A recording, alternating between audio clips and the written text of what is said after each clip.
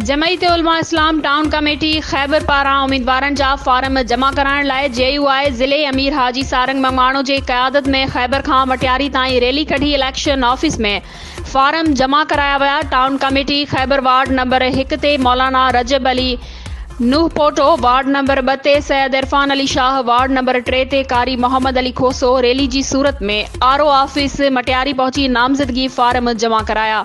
उन मौके ते JUI टाउन कमेटी खैबर जे उम्मीदवार सैयद इरफान अली शाह मीडिया सां ॻाल्हाईंदे चयो आहे त खैबर में जमायत उलमा इस्लाम जा समूरा उम्मीदवार कामयाब थींदा। हुन चयो त JUI कामयाब थी अवाम जी ख़िदमत कंदी। रैली जे मौके ते सेखाट, बाउदेरो, अब्बासी कोट ऐं मटियारी में JUI कारकुननि पारां रैली जो शानदार इस्तक़बाल कयो वियो।